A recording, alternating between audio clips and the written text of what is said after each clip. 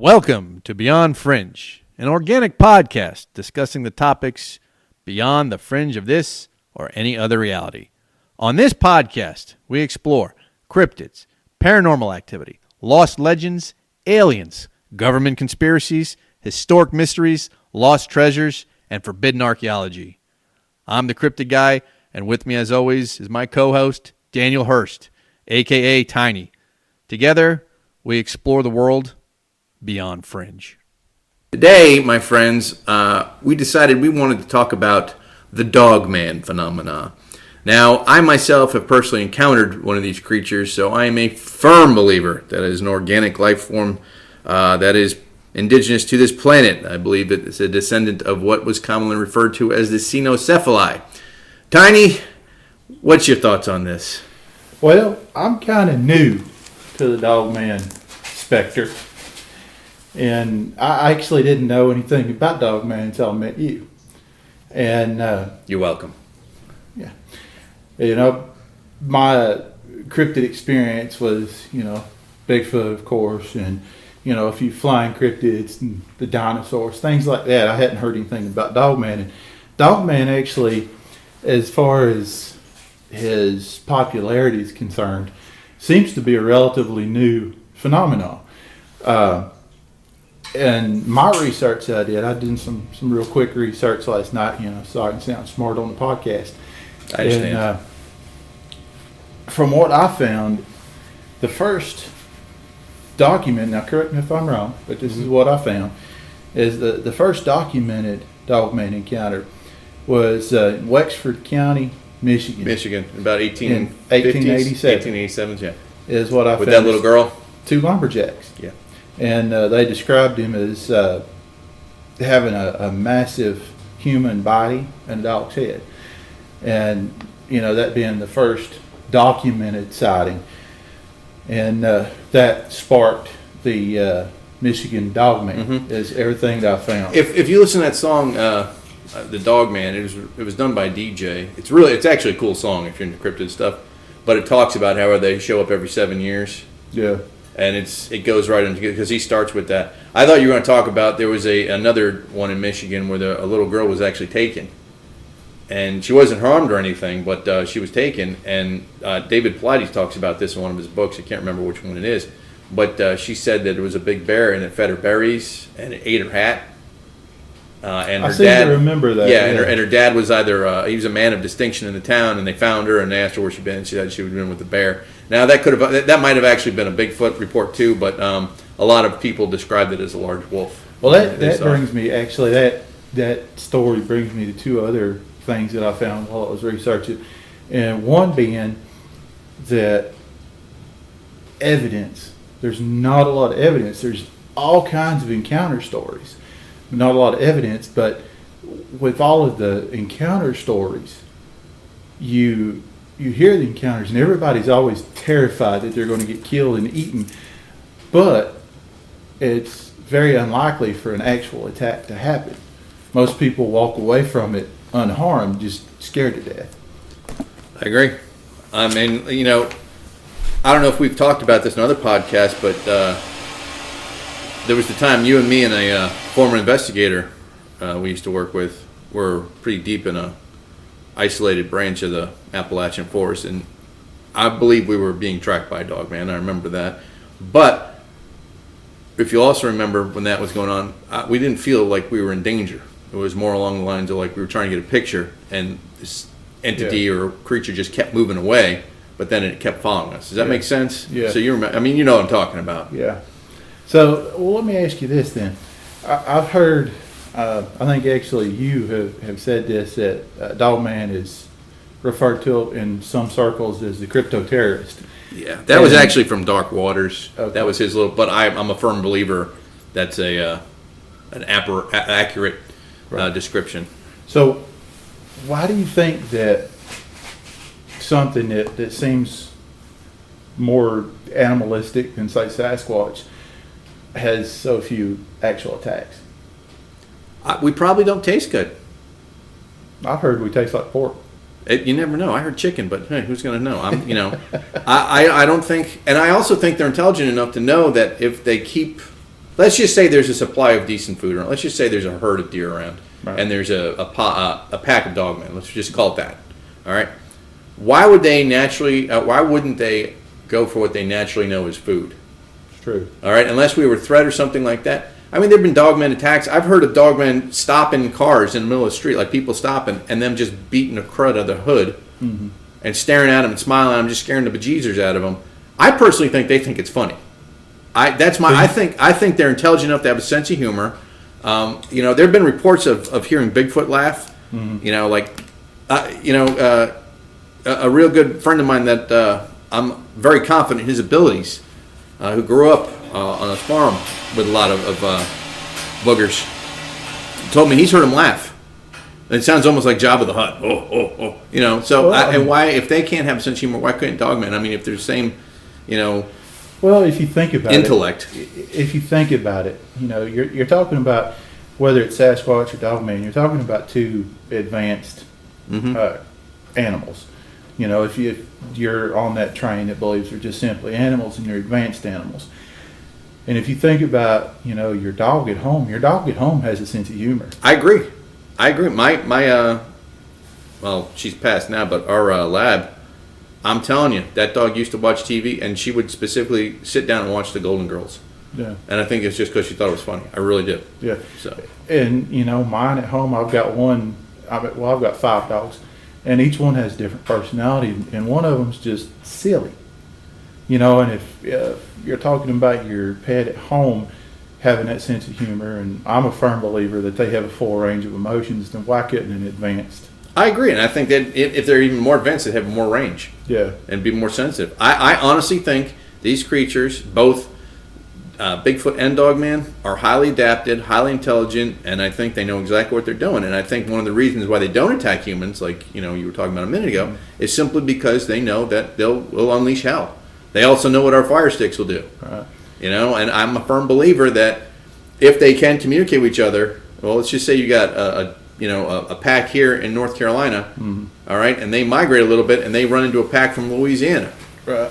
and they sit there, maybe they I don't know, have a conversation. We don't know, Right. but they'll say, hey, listen, we lost 4 of our guys to a bunch of these hairless apes with their bang sticks. So who's to say that's not true? Or maybe it's cave drawings. We Right. don't know. They could communicate in that way.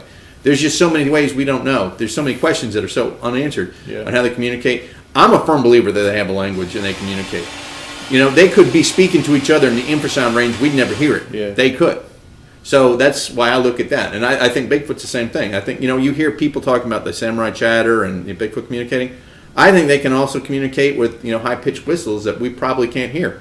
I think Bigfoot is I think he's definitely got infrasound, and I think Dogman probably has the same thing too. Well, if you know the Aborigines, if they can communicate with clicks and pops and things like that, then why couldn't Bigfoot? Exactly.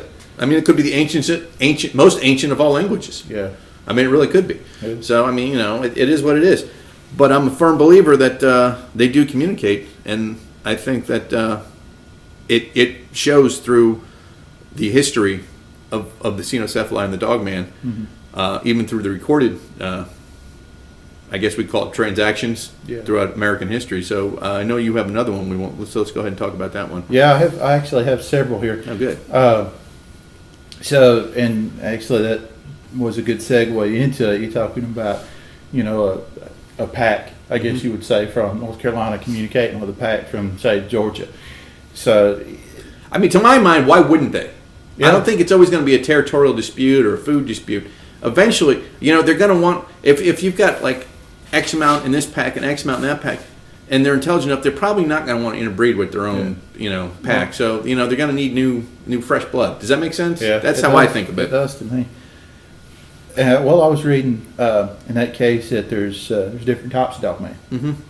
And the most typical reported is what I read as the canine type. And it being called the canine type is because mostly the types of legs that it has. And instead of having knees and ankles, it has hocks and stifle joints. Right. Like a dog. Yeah, and it uses a digigrade footprint.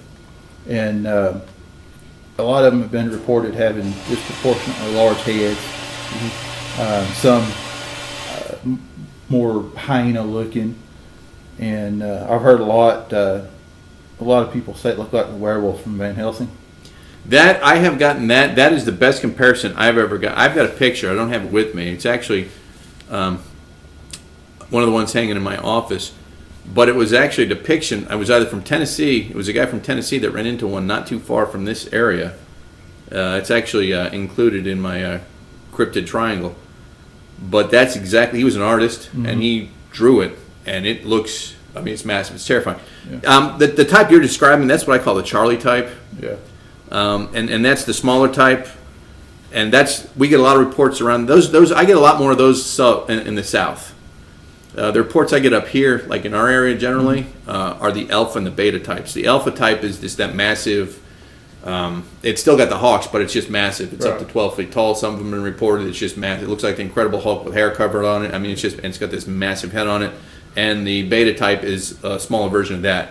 What you're describing, like again, this is just my classification. Right. And what you're describing is a Charlie type. Now, a lot of people think that there's Dogmen, and this is just my opinion, but there's a lot of people think that there's Dogmen that have just regular human attributes as far as they walk in a pedological. What I was reading is they call. I don't think that's Well, I don't call that classification. I've thought about this a lot, and I've talked to a lot of people. I personally think that's a Genasqua, and we can talk about that on another podcast. But that's a whole different animal. Right. And that's what I think it is, because a Genasqua has that extended, elongated muzzle, much like what they think a canid Bigfoot type is. I just don't think that true Dogman, Xenocephali descendants, have that kind of body mechanics. I think they still have the hawks, and I still think they have the digigrade footprints. And most reports that I've heard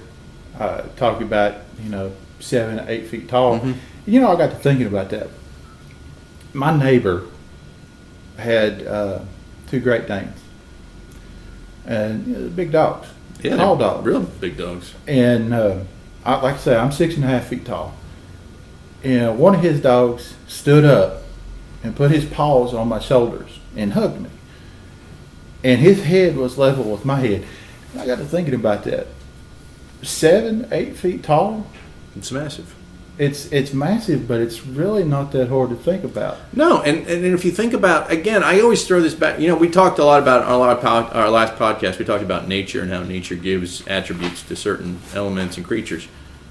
Why wouldn't they be massive? Yeah, they would need to be to hunt, to escape, to run. They'd have to be. I mean, look at Kodiak bears. They're not small. No. Polar bears. That is not a small bear. Yeah. And what we have up here in North Carolina, those are tiny little, and I've probably got a 300-400 pound bear in my neighborhood. Gets my trash cans all the time. I call him Orson. He's an SOB. Every morning, he'll knock over every trash can and leave it alone. And then he comes to mine and he just rips everything. It's a pain in the neck. But anyway, I mean, that's not a very big bear. Is it bigger than me? Oh, yeah.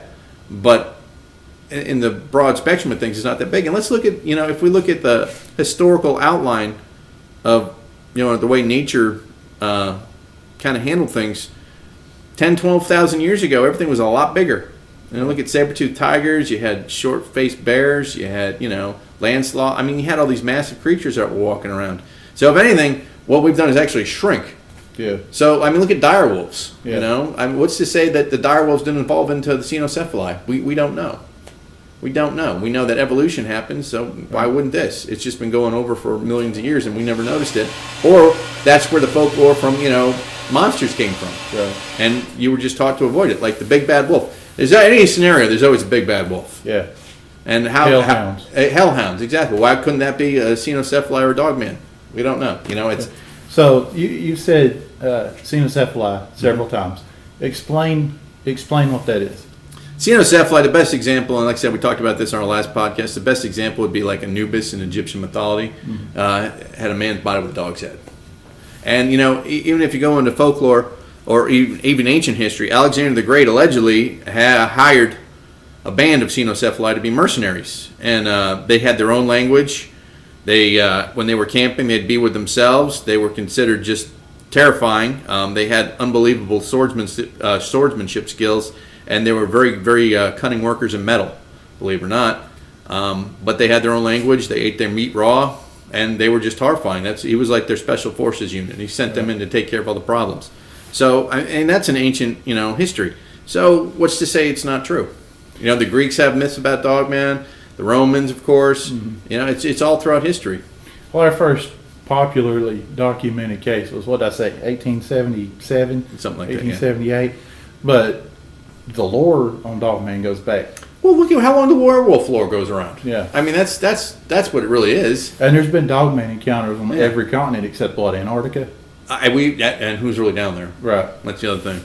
And if there's that vast tunnel system that everyone thinks, or Hollow Earth or whatever, you never know. Yeah. If you like the new Godzilla movies, everything's got tunnels going to it. So, yeah. You never know. Now, I was also reading, you think about these encounters, whether it's Dogman, Bigfoot, Ghost, or anything like that, any monster type encounter you have, you think about it as always happening at night, but that's not necessarily the case. No, because the Dogman incident the sighting I had happened right in like 11 a.m., right around there. So I think these things are out all the time. I just think the problem is it's so well camouflaged. They're not going to be seen unless they want to be seen, one. And two, if you do see them and they're not really expecting it, depending on the situation, like if they're in their natural environment, they don't care. Because they know they can step off into the woods and disappear in 2 seconds. They just don't care. So again, I think, and I think that shows intelligence. Right. I think a lot of these sightings are situational, though. I think if you're in downtown Asheville, you're probably not going to see a Dogman. Right. There could be one climbing around, we wouldn't see it, but you never know. Scarier things in downtown Asheville than Dogman. Well, these days, yes, I agree. Oh. So we're full, by the way, y'all. Don't move here. Yeah. Traffic's not that good. Parking's terrible. So barbecue's great. Depending on where you go. True. Depending on where you go. So in my research, one of the things that I was trying to find was some evidence. You can find all kinds of Bigfoot evidence, whether it's hoaxed or blah, blah, blah. But you couldn't find a lot of Dogman evidence. And some of it was clearly hoaxed. But I picked out a couple of things, actually from a very short documentary about the Michigan Dogman. It was made in 2008. That kind of piqued my interest. And I was wondering if you had seen any of them. Which one was it? I've seen a lot of them. Yeah, I'm sure. I love watching them. One was the McHale photo taken in '68. Is that the one by the it's traffic pole? No, it's just in a field. Okay. And what the story behind it, and the reason I like that one in particular is it's so old. For one, people, back then really aren't thinking about hoaxing, but with the film that it's on, you're going to have a hell of a time doing anything with the film. Yeah, that's old 35 millimeter film. Right.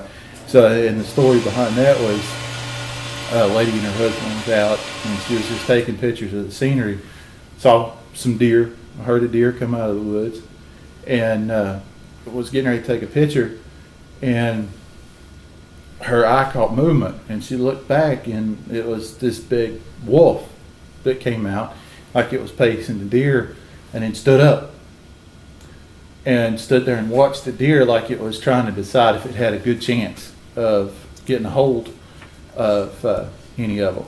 And she took it's a really good picture of it. Shows its ears, it looks... I've probably seen it, and I just can't remember the name. And I'll put all this at the end of the podcast. Cool. For everybody to look at and make their own decisions. But that one intrigued me. One, like I say, because of the age, and two, because, honestly, the clarity of the photo. It was called the McHale? McHale. And it was actually a Polaroid. And, you're just... With digital imagery, you can do all sorts of things with them. I can put ghosts in any picture I take, And another one was, I know you know this one. This one's real popular. Is Beast of Seven Shoots. Oh, yeah. Can't go wrong with that. Again, I don't think that's a Dogman. What do you think it is? I think that's a Genasqua. Okay. I don't think it's, again, I'm just a firm believer that true dog, in my opinion, again, this is just my opinion, so I don't want a bunch of emails telling me that I'm crazy or I don't know what I'm talking about. This is just my opinion. I think that's a Genasqua, because it's basically a Bigfoot with an extended, muzzle, Right. and I think that's a Genasqua. It was an interesting picture. Now It was carrying something. Yeah, well, apparently now I got a story again. I had a friend of mine that was friends with the ranger that is actually working on that park the day that was taken, and they said a white poodle, a big full-size poodle, had gone missing about 10 minutes before that picture was recorded taken. So if you look at that white bundle, that's a full-size white poodle. So the question is, was it food or girlfriend? It was food, because it killed it. I mean, apparently, from what they understand, that there was a witness that heard the dog just yelp, and then it was over. So we think, I personally think, from talking to the people I've spoken to, that it was lunch. Right. And have you heard of the Chelsea track? Yes. It's the only Dogman track that I ran across, and it's just so perfectly clear. And again, it was taken on 35 millimeter film. Mm-hmm. It was a 7-inch track, and they estimated the animal would be about 250 pounds. Right. And I agree with that. But if you look back at even our own research, there's a picture we took where there's a digigrade track. And we put your shoe next to it. What's that? You have a 15 and a half inch boot, and that was a pretty good sized track. I mean, it had to have been 8 inches across. Yeah. So I mean, again, these tracks are out there. It's just I think people try to confuse them with bear tracks, or they'll discredit them as something else. Yeah. The other thing is, I think, dogs. I mean, look at the way dogs run. Look at the way canids run. They don't really leave huge tracks unless it's like snow or mud, something like that. So if you've got dry ground, you might see like a dig-in pattern if it's heavy enough or if it's moving fast enough. But I think for the most part, if they walk and they're just walking, they probably don't leave a whole lot of tracks. Again, I just think the way that's their built dynamics, or body dynamics work. You're talking about a 7-inch track, right? People really aren't going to pay that much attention to it because it's only 7 inches. It's not like a dog track, 28-inch foot. Right, and when you see a Bigfoot track, you're like, ooh, look at that. Yeah. When you see just a bear, you're thinking it's either big dog. Because no one really realizes these creatures are out there. That's the other thing. They have anonymity. Yeah. They're not well known. Yeah. No one thinks a werewolf's going to be running around in the middle of the day in a national forest. Yeah. So they're not really looking for it. And the truth of the matter is, if they knew these creatures were real, or if they believed they were real, they'd probably be doing a whole lot of different stuff. But it's the world we live in. That's true. No. Another actual film that I saw was the Gable film. The Gable film, it's a hoax. Is it? It's a total hoax. The guy that did the Gable film sent that into a DJ. He had all this stuff from the 70s. They went to his house. They had the truck. They had everything. He showed them exactly what they did. There's actually a second Gable film, too. Really? And the guy made it. The guy is incredible. I mean, he should be in Hollywood. I'm not sure what he does, but it's a complete hoax. And it's actually him in a ghillie suit doing that. Really? And it's his dog's mouth. Oh, wow. And that last part. So that's a hoax. I thought that was real.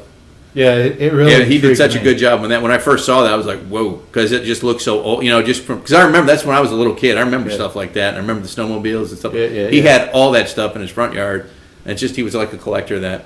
But no, that was proven as a hoax. But I tell you what, there's a big faction of people that still are firm believers that it's real, and he only came out saying it was a hoax because he got a visit from our friends, them, they, them, MIBs, thems.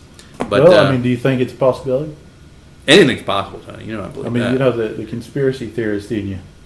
Oh, I could definitely see that happening. Because, it was definitely intriguing. The only thing I have to say is if it was real, then he had kept all of the equipment, like the snowmobiles, the trucks, and everything, pristine for years. So it had to have been in a barn. Like, it could have been his grandfather's. You get people live on the same family plot of land. I look at it that way, too. Because where I'm from in New England, you got families that have lived on the same tract of land for 100 years. Yeah. So if they just run out of space, they build another barn and stick stuff in that. So is that film kind of like the Patty film where everybody wants to fight about it? No, I don't think it's that big of a deal. I think Patty's 100% real. I agree. I don't find any evidence that Patty's faked. The one guy I thought maybe did it, that guy Hieronymus, he was just too short. Right. He did walk like that, though. I mean, that was kind of his thing. But no, I believe the Patty film's real. And you know what? Let's say possibly on the Gable film. You never know. It was intriguing. Like I say, y'all, He did a great job with that. Yeah, if it's a hoax, it's a good hoax. It's one of the best. And I'm not here to say one way or the other, but I'll post all this stuff with the podcast. You decide for yourself. I'm not here to slay your mind. We're putting this out there, and you make your own decision. We're just giving you information, my friends. Yeah. That's all we're doing. This is our opinions, our experiences. That's all. That's all it is. When we're not, and I don't want to be one of these guys that sits there and bashes anyone, because you never know. Are there hoaxers? Of course there's hoaxers. But that's not for us to pick out and tell you who's a hoaxer. You should make up your own mind about everything. We're just supplying you information, and we're two guys that, we're friends. We have a lot of stuff in common, and cryptids and paranormal activity just happens to be one of them. So that's what we do. We just give you the information. So what about stuff here in North Carolina? Well, I'm glad you asked me about that, because I've been studying a lot of patterns over the years in this area. There's patterns? There's always patterns. There's patterns in everything. And, that's a big thing. Like, paranormally, you're one of the best paranormal investigators I've ever worked with. And I think, you're welcome. It's true. And I honestly believe you're gifted. I think you're gifted from God with your ability to do what you do. And that's a whole different podcast. That's we could fill a year of podcasts of what Tiny can do. But I think you'll agree that there's always patterns. And here's my example. If you're investigating a property and they say, okay, we see this ghost every couple days. Okay, every couple days, that's a pattern.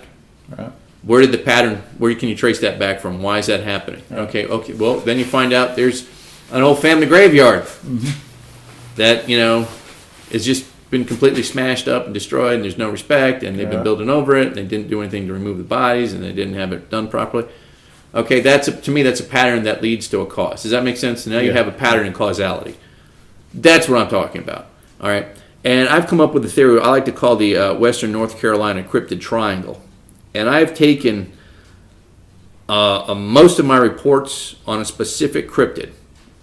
Let's just call it Dogman. Let's just say Dogman. All right, and I've got that on a map, and I call that my A access point. And then I have Bigfoot. And let's just say other cryptids, unknowns, and then paranormals. And what I've done is I put that as an X, Y, and Z axis. Mm-hmm. Well, when you basically grab a ruler and put some lines to it, it's a massive triangle. And in this entire triangle, I believe, is just part of an area that has a cave system. And that's where I come up with the cryptid cave system theory that I have. I think a lot of the reasons why we're not having mass sightings of all these cryptids I think a lot of these cryptids travel subterraneously through caves. I think there's massive cave systems. I think there's many people that know all about it. I know in Kentucky there's been a group out there that's been talking about cave systems and goblins forever. And I believe that a big part of our cryptid activity is because there's tunnel systems. Well, let me ask you this. And we've talked about your migration theory before.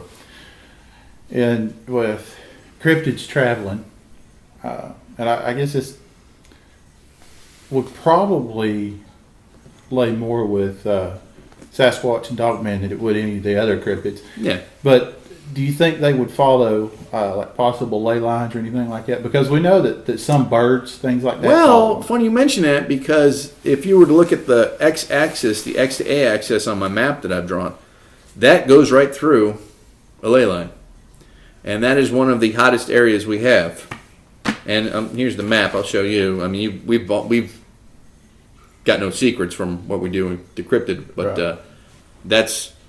That's what I'm talking about right there. And those are some of our hotspots, right, where we get constant year-round reports. Yeah. So that's where this whole idea. I think there's a triangle. Like I said, I call it the cryptid triangle. But I also think within that triangle, there's a huge cave system that the cryptids use to travel. And I think it's been there for millennia. I mean, it's just been there. I think they all know about it. I think, let's face it, most reports of Bigfoot, you said they all think he's got nocturnal vision. I believe that. Well, why wouldn't a dog have nocturnal vision? It would make sense for any apex predator to have nocturnal vision because most things feed at night. So a tunnel's not going to bother them. Yeah. And they've got that sense of smell. So even if they can't, they can get around with their sense of smell. We're, human beings, we're so arrogant to think that the only way to get around is the way we get around. Yeah, we're very limited. So we're exceptionally limited. These guys can go tree to tree. They don't need to even touch the ground. Yeah. We can't. I might get one tree and then probably gravity will take a fold. But well, I've heard reports of dogmen on people's roofs, stuff like that. There's a lot of reports, and you know what? Most reports of them doing, what they're doing on the roofs? They're using it as a bathroom. I got a report once from in Tennessee, not far from here, around your neck of the woods, actually, where this guy was. He inherited some property. He gets there. The place had been. He said there was claw marks all over the bottom part of the house. Looks like he thought there was bear issues. All right. So he's got these construction workers coming up. They're putting new siding on, and they say, "Hey, man, I don't know what's been on your roof, but the acidity of what's left has pretty much destroyed it, and you need to replace it." He goes up there, and there's just piles of excrement all over the place. Dogman poo. Dogman has poo. And not only that, he was basically using the fireplace as what one could call a toilet. The fire, the chimney. Right. So he had this big open chimney. Apparently, that's just what the report was. I believe him because he spent like $150,000 having to have all this damage fixed.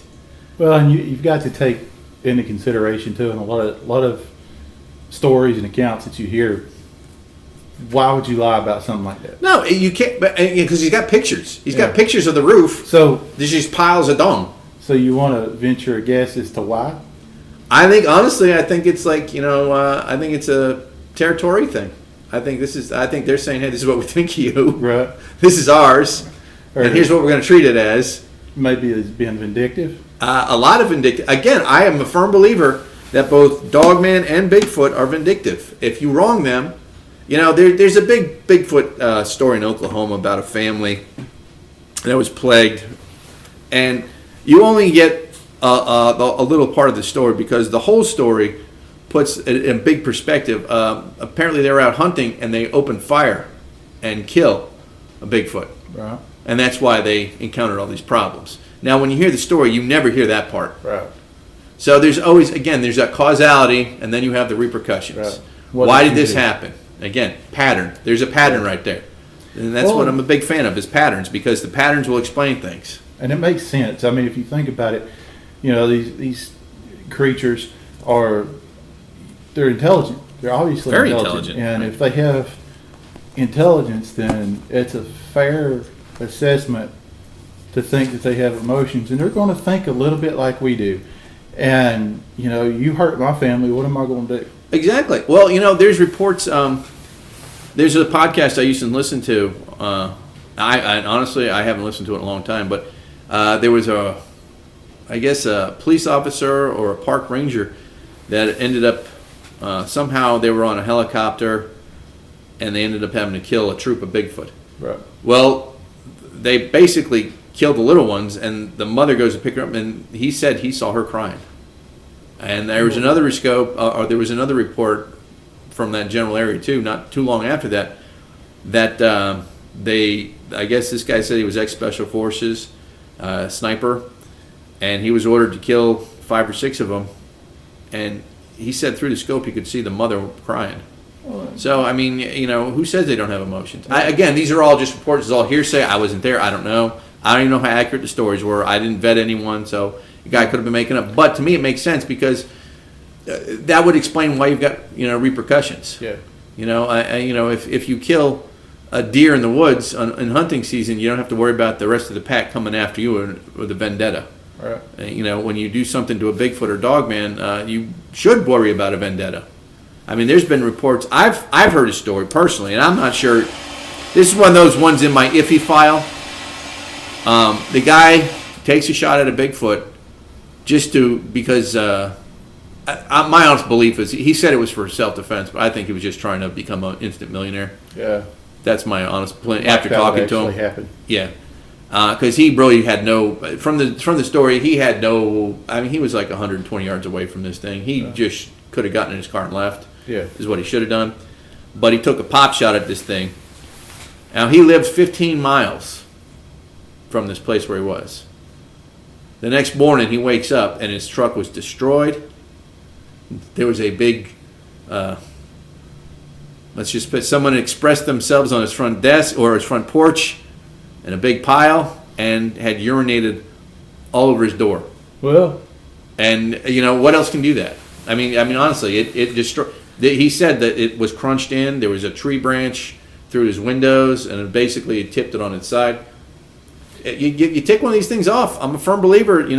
They might have their brother in their hunting area might know exactly where you live. They see that truck, think, I know where this guy lives. Yeah. It's one of those things. It would make sense, too, to think, since they're an apex predator, they could probably follow a trail, the scent trail. Oh, definitely. And then, we know they can run at least 50 miles an hour when they really push it.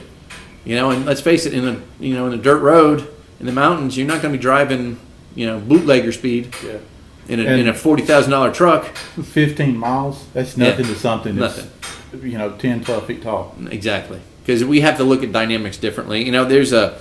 I asked a friend of mine that he's been dealing with boogers his whole life. I said, how far were they traveling at night to hunt? And he goes, I think they'll do about a 100-mile circle. He goes, I think they can, because they can cover it. Yeah. Yeah. Well, and you figure, they don't have to worry about the underbrush or anything. I mean, they just walk through. And what if they run into a bear? They're gonna. What's the bear gonna do? It's gonna run away. He's gonna pick it up and throw it like a cat. Yeah. Move. Yeah. Big man coming through. So that's the way I look at it. And I think we should backtrack just a second and talk about the map that you showed me. Now, I'm not going to post that online because we don't want the responsibility of somebody going, ooh, I want to go hunting and disappear. That's why we've learned. We used to tell people everything. I used to do these symposiums at REI. And I still do. I love doing it. It's one of the high points. Every 6 months I do it, and I just love it because I get to meet new people. And REI has just been so good to us, and they're a great organization. And I'm not getting anything for that. They just allow me to use their space, and because we do everything outdoor related, that's why I say that. But they've always been really good and let me do pretty much whatever I want when I do one of those symposiums. But I used to show maps. This is where I do. This is where we saw this. And that's great. But then one day I realized, wait a minute, people might go out there. And then I started thinking to myself, I don't want anyone to get hurt. Yeah. And that's where I kind of changed over. So I'm very honest about everything we find. And like if we get pictures, we post everything. We show you all the information we get. We just don't tell you where we get it because we don't want anyone getting hurt. That's the bottom line. It's number one rule is safety, no matter what. It's always about safety. And when you decide you want to go do some cryptid investigation, even paranormally. Yeah. Everyone wants to go into the old busted up house or the old prison that's no longer being used. Those places are dangerous, my friend, because you're going to go in at night. That's just the way it's going to be. Yeah. 2, you don't know the area. 3, you don't know how secure the flooring is. There's just all these dangers. 4, there's other people. There's always other people. And let me tell you something. You don't know what kind of person you're going to run into because there's always someone trying to do something that it may not be what we would call, I don't know, Tiny. How should I say this without being too un-PC here? There's always someone's always up to some shenanigans. We'll leave it at that, and you don't want to run into them because you never know what they're willing to do. See, it always depends on who's willing to do what. If you're willing to go out there and get information and investigate, that's one thing. But if you run into a group of people that are willing to do more than that, to keep what they're doing a secret, then you've got a problem. Does that make sense? And even us, as an example, we make the decision to go out here in the woods and, even taking Bigfoot and Dogman out of the equation, there's things out there that can hurt you. Oh, definitely. I mean, there's, hikers get hurt all the time. That's us making that decision for us. We don't want to give anybody else any ideas and get them hurt. But even us, we've ran into people, one instance that I can think of. I know exactly what you're talking about. And had we not been armed, we might have been hurting. Let me tell you something. I think that guy was looking, I think he was doing something out there. He knew.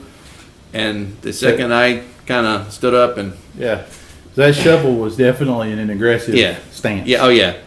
And the only reason we ran into 2 individuals that One of them had a shovel, and the other one probably had. To me, it looked like almost a bat or something. I'm not, or like a handle. Look, you know what it looked like? Focused on the shovel. It looked like more like an axe handle, and they just cornered us. Now, Tiny's not a small guy, you know, and he's lost a lot of weight, but Tiny's a big dude. He could be a pro wrestler if he wanted to be. I mean, he's got that kind of size. He's not just tall; he's wide. And, you know, I'm no schmuck. I'm 6 foot, and at that time I was, 240? Yeah. You know, and I got a little bit of a beer gut, but not, you know, I'm still pretty solid. And these guys were both, you know, they weren't small, but they weren't huge either. Yeah. But they were very aggressive, and it stopped the second I stood up and kind of showed them I had a 357 on my hip. And then they look at Tiny, and then Tiny's got a gun, and they're like, oh. And then the whole thing changed. We weren't being aggressive. We didn't pull a weapon. We didn't even point to it. It's just we just stood up completely because at that point we were taking pictures in a trail where we found footprints. So they just came up on us like they were. I honestly thought they were thinking about just jumping us. That's kind of what I got out of it. And then when we stood up and they saw we were armed, the whole situation changed. It went from screw you to yes sir in 2 seconds. And you've got to think too that back in these backwoods, you've still got shiners. Oh, that's what I think we ran into. You've got people that grow pot, and you know they. And we're not going to mess. I got news, and just for anyone that listens, we're not rats. You do what you do. We do what we do. We don't care. This is America. You do whatever you want to do. Neither one of us is going out there snitching, seeing anything, because you know sometimes we might accidentally trespass. Or, you know, take pictures in areas where people don't want things taken. Not anything other than nature pictures. We don't do it maliciously. It's not done maliciously, but it happens. Like, you know, it's hard sometimes. You're in a national forest, you know, who lives on this property. And you're walking. You don't know who's over here. I mean, you might have crossed someone's boundaries. So, you know, and all we do, we just leave footprints. You know, we don't leave any glitter. We don't damage anything. We don't start fire. We're just very, very, very polite about what we do and where we do it. We don't want any problems. And we don't give anyone any problems either. You know, it's a live and let live thing with me. I'm not going to give anyone a problem unless they're making me have a problem. And Tiny's the same way. To sum all of that conversation up, it's two things that we want to say. One is be careful. Always be careful. Because it's dangerous. And two, don't go where we go, you know, unless you're prepared. And we'll probably do a podcast. I think we should, because realistically, there's, you know, it's not, we just don't park the cars and start walking. We do research. We've got equipment. We've got survival equipment. We've been trained. You know, we've got years and years of experience doing this. I mean, Tiny doesn't even need to wear shoes when he's out in the woods. In fact, he's only happy if he's barefoot walking out in the woods, you know, and he's just, again, he's just hillbilly born. There, that's a Tennessee boy. That's the way to do it. So I mean, he knows what he's doing. I've been in the woods my whole life, northern Appalachia. So you know, but we always learn stuff too. You know, we're always taking steps to improve ourselves, and we'll buy better equipment. And you know, we get trained a lot. You know, we get through a lot of training, and that's just the way we do it. So we don't go out there unprepared. As a matter of fact, you know, this year we're both going to have you know, emergency GPS locators. You know, we've been thinking about that for a while, and we're both doing it. And that's just another thing. Hopefully we'll never have to use it, but that's just another thing we'll have. Right. So you have to be prepared. You know, I think we'll do, you know, maybe in a podcast or two we'll go over what you need. I mean, what not to wear, what to bring. Yeah. You know, because there's a whole bunch of stuff you need, and then there's a whole bunch of stuff you don't need. And realistically, with the technology today, you don't need a whole lot of camera equipment. I mean, pretty much a cell phone's all you need. You know, my wife bought me this real cool waterproof, shockproof Nikon that, you know, I bring that, you know, and that's kind of a backup because that does video too and all that other stuff. But people going out there with all these camera equipment and stands and all this stuff, it's kind of tripods, things like that. You don't need them. You really don't. I mean, you know, if you got to take a picture and take those are serious photographers. Yeah, but, you know, we went out one time with someone. It's like they had 3 bags of equipment. And I'm like, what is that? And he goes, this is photo equipment. And I'm like, what? I said, we're tracking 9 miles into the woods today. You're not going to, you know, and he made it, a mile? That's serious photographer. Yeah, it's just too much. It's too much. Yeah, when you're out hunting cryptids, I mean, you want to take it simple. Yeah, you want to be prepared. I think you need to be more prepared for like having an emergency and having to stay out in the woods at night. So you need to have food, water, things to make fire, you know, survival blankets. I got an emergency pup tent. I mean, we have all that stuff, and we always carry it with us, and it's in a backpack. And we know it's there. And the other thing is you have to prepare. You know, you have to know where things are. matches, or they're waterproof. You have to have backups and redundancies. I have 3 compasses on me at all times. The other thing is you need to know how to use a compass. A lot of people go out there, okay, we're heading north. Well, just because you head north doesn't mean that direction is going to change. You have to know declination. You know how to read a map. You have to understand topography maps. So there's a whole lot of it that's basically you need to go to school first. Does that make sense? Yeah, you really do. And it's things we've picked up over the years. Yeah. But it's not like just grabbing a compass, your Swiss Army knife, and a camera, and you're good to go. That's not how it works, because that's how you get lost. Yeah, exactly. So, back to Dogman. Exactly. You mentioned earlier that you had an experience of your own. Do you care to relate that? I'll give a quick summary. I was driving in the northern part of the Appalachian Trail. Not the Appalachian Trail, the Blue Ridge Parkway. Actually, where I was, they were kind of right next to each other. But it was around 11:30 in the afternoon, and my wife and I, we got lost. We just got completely turned around and lost. Our Garmin wasn't working. There was no signal. The phones weren't working. Even where we were at this point, the radio signal wasn't even getting there. And we were in my wife's car. I was just driving. My wife fell asleep in the passenger side. And I was just driving. I was doing about 25, 30 miles an hour. I looked down. I was over this embankment, and I looked down. Sitting on this boulder is just massive. What I thought was a bear at first, but I couldn't believe how huge it was. And I looked down, and it was this massive alpha-type Dogman, jet black. I'll never forget it. It had jet black, and it had like these greenish yellow eyes. I locked eyes with it. I was driving by, it locked eyes with me, and it tilted its head, and a bumblebee or a butterfly flew by, and it turned its head, and it was looking at that, and it reminded me of like a massive puppy, just the way he was looking at it. Just his head kept turning, and he had his arms sitting down in front of him, and it was just huge. And I almost drove off the road. Right down, I almost drove off the road. And I just kept driving away. And he could have cared less. I was there. But I think that's another incident where he felt absolutely no threat from me. Because, this thing could have ripped that Honda apart. We never would have been found. Yeah. Ever. So, when you talk about, say somebody comes to you and says, I think I have a Bigfoot on my property. Mm-hmm. There's certain kind of signs and symptoms that you look at. Does Dogman have those signs and symptoms? Well, yes, to an extent. But the other thing is you're dealing with a creature that's, in my opinion, they're a lot more mobile. Right. And I believe they have like a base of operations. I think they've got I think they live underground. There's been stories of people finding Dogman, I guess dens was what you'd call them. But I think they do that. But I think they go out of their way to keep their hunting grounds away from their den. I think their den is kind of like their holy ground. They don't want anyone over there. So I think they travel a lot more. Plus, they're designed for it. They're built for speed. They're built for moving. That's just what they do. But I think if you have a Dogman, I think some of the things you could look at, if you've aggravated one or tried doing something or taken a shot at one, a lot of people, I've had a report. I went to go investigate this place, and this guy was a retired engineer, nice guy. And he had taken, I've told you this 1 million times, but he'd taken railroad tracks, not the wood, the steel railroad tracks, and he made him an entrance to his gate. And it was really cool looking. And yeah, he had welded. It was really serious gate. Yeah. Oh yeah, it was just cool looking. It was more. Yeah. Well, I'm not sure what those things weigh, but he woke up and his wife.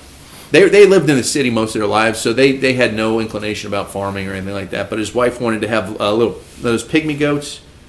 Is that what you have? Yeah. Is that the goat? Yeah. No, I had full-size goat. Oh, you got full-size? Yeah. All right. Well, these little pygmy goats, and then they had some chickens, and they had some guinea hens, and basically they just let them run around. Right. They had like a little barn for all of them, and they were all fenced in. It was really done, it was very nice, it was all fenced in. Well, there was this one part by the chickens where the chicken wire, and it was done with 2x4s, like pressed the pressure treated 2x4s. Yeah. And it looked very nice. It was, this guy had no problem spending top dollar and getting, what he wanted.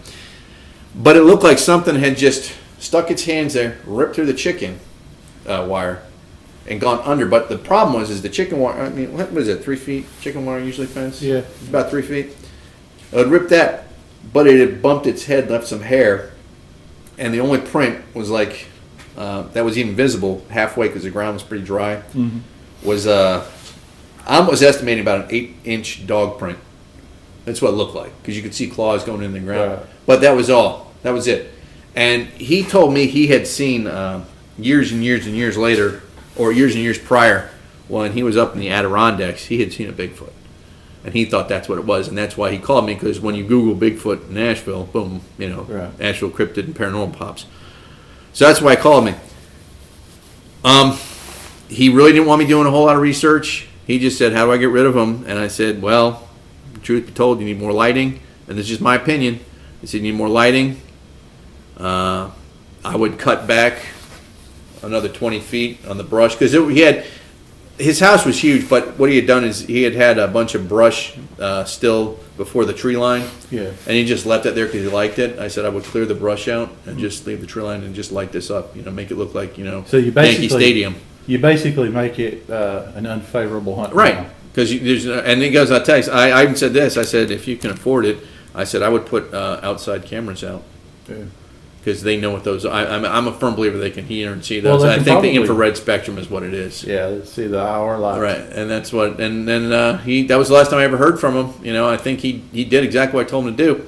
And the reason why I mentioned that and to go into all this is because that's an example of someone not knowing what they had. He automatically thought it was Bigfoot. I didn't mention what I thought it was. Right. Because I really didn't have any proof. I just saw the track, and it was half a track to begin with, and dry. You know how dry and dusty North Carolina ground can get. And again, so that obviously fixed the problem. But I do know he told me the last time I talked to him that they had just gotten a bid to clear away the brush, and I'm sure he went and did it. Yeah. But that's a prime example of a lot of people think that Bigfoot activity is just Bigfoot activity, and sometimes it's something else. And that's my personal opinion. I think it was Dogman. Right. Because the area, that's the other thing. I know that's a hot spot for Dogman, because of where it is and what it's adjacent to. How many reports a year do you think there are, or how many experiences, however you want to phrase that, here in North Carolina? I'd probably say 200. I don't know how many get reported. Yeah. Probably a lot don't get reported. I think a lot more don't get reported. And I think when there is an investigation or something does happen, it's covered. Right. Prime example. Talk about segues.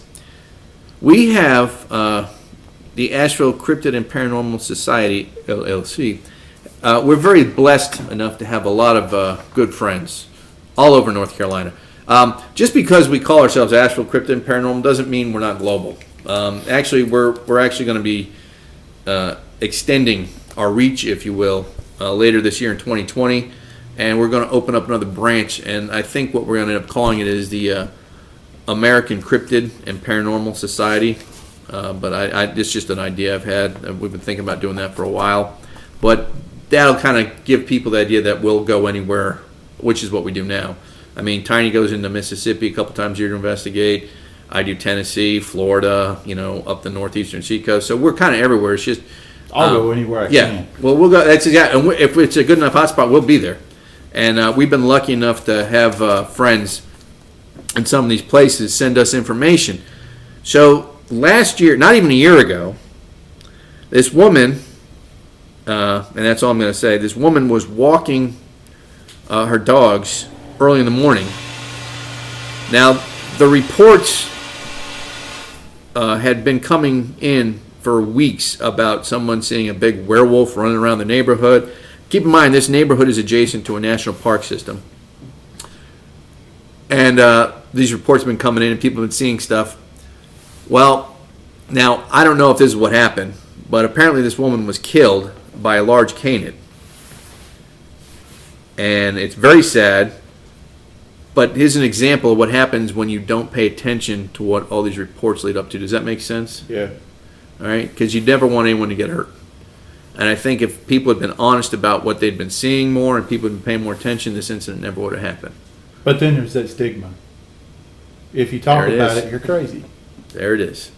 So, people don't want to talk about it, and that's why people like us are here. Exactly. And again, it could have been, her death was ruled to, what was it, canine attack? What's the official?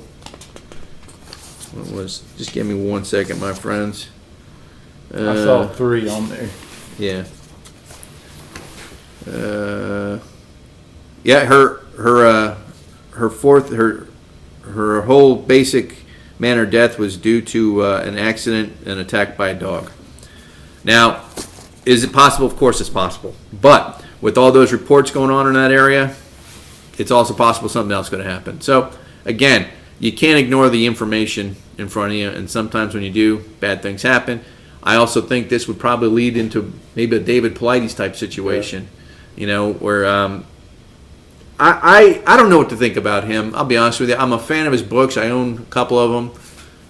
I've watched his movies, but there's part of me that thinks he's making a lot of money doing this now. Now that's fine. Again, I'm a capitalist. But is he making people aware of what they should be? Because it seems to me he keeps ditching the issue. What's the root cause? Well, I don't know. I think anytime you do anything like this, and basically what you're saying is he actually reaching the people, and is that information helping those people? Right. The thing with what we do is it's a niche. Mm-hmm.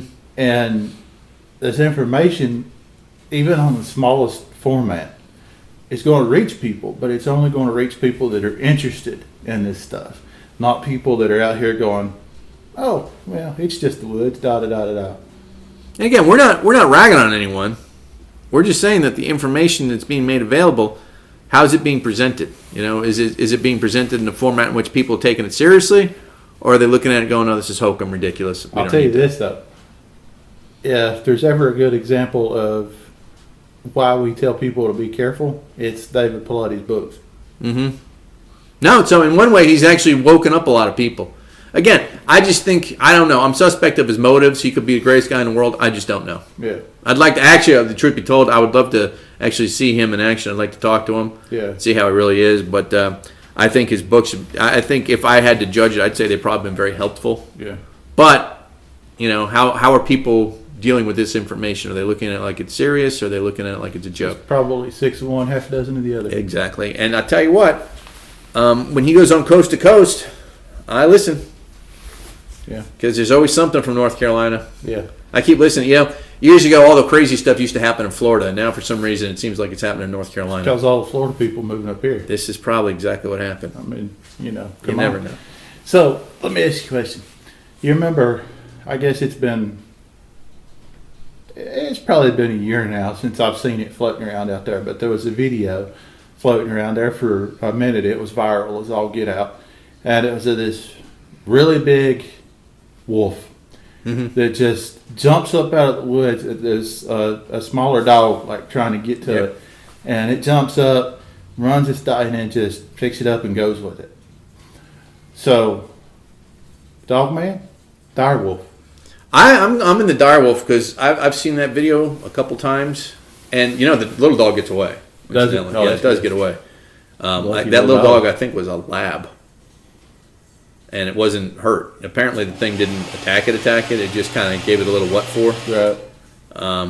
It's like, hey, shut up. Yeah, I think that's what happened. Yeah. I don't know. Maybe it wasn't. It was something. It was barking a lot. I don't know if it was a puppy. I can't remember. But I know the other one got away because I saw the interview with the guy. Yeah. And I'm a firm believer that's a direwolf. But I don't think and again, being a cryptid guy, I don't think we ever lost direwolves. I think they probably had small bands in Upper Alaska in that area. Well, and now, they're just becoming they just more came successful. out not long ago and said that they're cloning direwolves. And the government, they actually said, I read an article on this, that they are working to recreate direwolves to help with deer and elk population. That'll do it. So, for people that don't know what a direwolf is, if you've ever seen a movie or the TV show Game of Thrones, that big white dog that used to hang out with Jon Snow, that's a direwolf. It's a wolf. It's about twice the size of what we got today. Yeah, they're huge. And there's another video floating around that I saw that it's off of a dash cam. And it's somewhere, it's not around here. I don't think it's even in the U.S. But these people are going down the road and they stop. And over the hill steps a wolf. I don't I really don't think it's a hoax. I think it's a real wolf. But the thing is massive. I haven't seen that one. I'd love I'll to. try and Send find it. it. Yeah. But it's massive, and it. What we'll do is we'll try. My friends, for the people listening, we're going to try to put all these links in the bottom part of the video. Yeah, I'll do my best to get them in there for you. But it's massive, and my thought, and it what it does is it walks out into the road and it's eyeballing the car like, what is this? And it walks like a wolf would. I've seen dogs keep that same mannerism when they're like, it's always ready to pounce kind of thing. It's like, what is this? It's kind of afraid, not exactly aggressive, somewhere in between, and it's massive. And then it just kind of walks off into the woods. I guess it figures it's Can't eat it. Yeah. Too far. But and that was my first thought is dire wolf. See, now I heard that they were also trying to bring back Woolly mammoths. woolly mammoths and the woolly rhinoceros. Yeah. Because apparently, now I could be wrong here, but apparently woolly rhinoceroses were indigenous to the plains of America. I don't know. I don't know. Now I know woolly mammoths were on this continent. Yeah. All right. Who knows? You never know.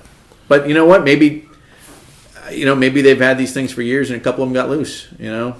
So have we hit our time mark yet? I believe we have. So I have one more question before Yes, we sir. go. We'll end on this, and this is going to be hopefully a segue into yet another podcast. Excellent. So, you talked about your cryptid triangle, where you have Bigfoot on one axis, Dogman on one axis, and other on another axis. So, how many cryptids are here in North Carolina? Oh, Tiny, I wouldn't be arrogant enough to presume to know. There's Well, in your knowledge base, I would probably say at least 20 or 30 different. But, a lot of them go back to folklore, Native American mythology. It just depends on where you are. I mean, we've got the little people. We've got different versions of them. I mean, there's just so many. We've even had reports of, alligator man in this area. And I don't know how accurate that was. But Lake Lure, and there's supposed to be a lake monster. there's there. a lake monster. There's just all kinds of them. So you never know. I mean, ballpark 20 to 30. So you leave Sasquatch Dogman out of it. What's your next favorite cryptid?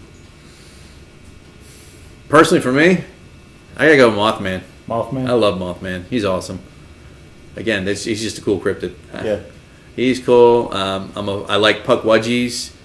I think I saw a Pukwudgie once. I believe that's what you saw too, after you described it to me when you were a little kid. Yeah, it was. Well, I wasn't a little kid. I was driving. I almost wrecked. Yeah. I saw it twice in the same spot.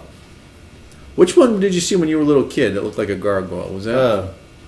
That was actually up in a tree. Okay. That was probably. I'd say that tree line. Maybe it was a quarter mile away, and that tree was probably 150 feet tall, and this thing was right on the top of it. And I wasn't the only one that saw it. My mom saw it too. What's funny is after we talked about that, like a couple months after that, I was listening to a podcast, and a guy on the podcast talked about shooting and killing exactly what you described. Mm-hmm. And it kind of made me think, what is that? Because it sounded to me more like a gargoyle. But you never know. There could be Pukwudgies with flight ability. Well, and this thing was huge. Yeah. Whatever it was enormous. Well, they've got bat squatch. Yeah. Bat squatch theories in Texas. You never know. Well, Again, that's what it's cryptids. Big bats out there. Well, yeah. But at one point before, actually, I saw that we had something land on the roof, and we heard it walk across the roof. We heard the wings when it landed, when it took off, and we heard claws dragging across the roof. Yeah, it's messed up. So whatever it was big. The place I grew up in Tennessee, y'all, was, I can only describe it as a power place. I had cryptid experiences. I had supernatural experiences. I had paranormal experiences. I had UFO experiences. I mean, stories all day long. Just from there, it's part of part of what made me who I am today. Well, again, people, just to clarify, under our cryptid paranormal umbrella, don't forget we include UFOs, aliens, all kinds of aliens, reptilians, reptoids, that whole gambit. I can't wait to do a podcast when we start talking about alien abduction and encounters. Little teaser here. the first reported abduction, Betty and Barney Hill. Barney Hill was my grandmother's mailman. So Nice. it's just a cool little connection. It means nothing, I mean, but it's just a cool little factoid. But and she spoke. I remember her telling me she thought he was the nicest, most honest guy, and it was a class act. Yeah. So we're going to talk about that, and we're going to talk about aliens. We got so much material. Again, for us, the paranormal realm, that's like what we call our X-Files. It's anything strange or out of the ordinary. And you and I, we're an oddity Oh, yeah. in the paranormal world, because, you know, paranormal people and Bigfoot people are supposed to hate each other. Yeah, it's ridiculous. And UFO and, you know, nobody in either genre is supposed to get along. And I don't understand why, because there's likely a connection between all of it. See, I agree with that. And you know what's funny is our mutual buddy, Joshua P. Warren, you know, he's got some of the craziest... Oh, and that's why we have an there we go. podcast, y'all. He's got some of the craziest theories on cryptids and transdimensional, and I think they're ridiculous. But you know, he's a paranormal guy, and I respect him. So maybe there is something there. But I agree with Tiny. At some point in this convergence, when everything's known, Yeah. we're all going to find that everything's connected anyway. Because I'm a firm believer that everything on this planet is connected. Yeah. Every person, every creature, everything swimming in the ocean, we're all connected. And that's why I think we just need to take better care of each other and be nice. But that's a whole different story. And there is no such thing as paranormal expert. We are all researching the same thing. Exactly. I agree 100% with that. Now, on that line, if anyone would like to contact us, you can get us at beyondfringe001@gmail.com, or you can call us at 828-407-0046 at any time. And that's with stories, encounters, questions. You know, you want us to do a certain topic on a podcast, anything. If you want to be a guest on our show, Yeah. feel free to call. If you have any questions, again, feel free to call us or contact us via email. Thanks for joining us. We will see you later. Remember, keep believing.